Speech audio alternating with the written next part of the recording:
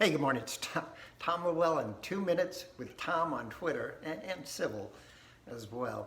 Hey, the indignity of charity.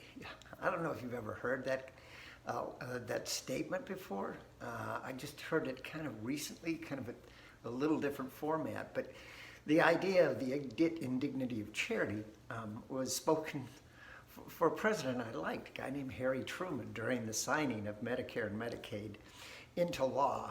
I think it was, 1966 or 7, or somewhere close to there. And I remember reading the quote and thinking, this is an audaciously bad statement. I mean, charity is probably one of the greatest pieces of the human condition that exists.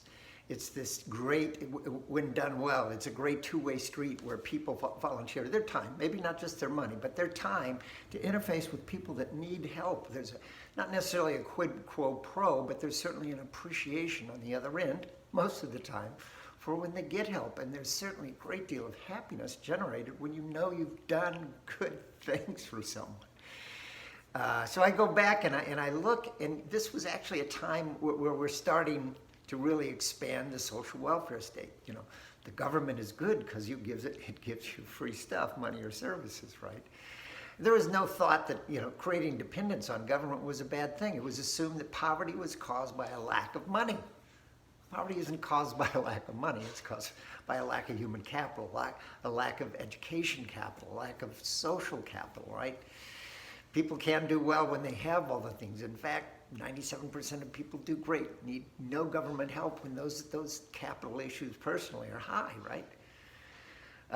You go back to the Moynihan report, bellwether, a warning in 1965 when he was an undersecretary of labor saying, hey, look, the way we're doing some of this stuff for social welfare is creating division in not just the black family, all families in general. He was focused on the black family. He said, if we keep doing this, we are going to destroy the black family because it'll divide mom and dad and separate them because of the way the incentives were built in. And we're still doing it, right?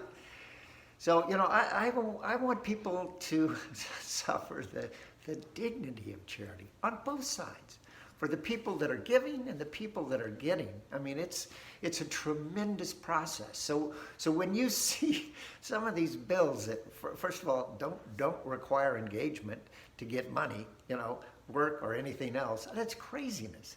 When you see, like the child care thing, I mean, it's going to drive up cost in that industry because it's first going to be highly regulated, second, it's going to be unionized and taken away from a lot of principles that are giving now, like family members or people in the neighborhood, women in the neighborhood are taking care of their friends' kids or whatever. It goes away. Those are great things. Those are not bad things, right?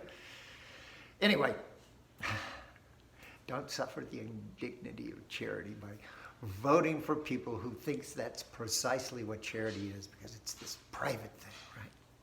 Don't do it, guys. Anyway, I'm Tom. This has been 2 Minutes with Tom and Civil on Twitter. Thanks.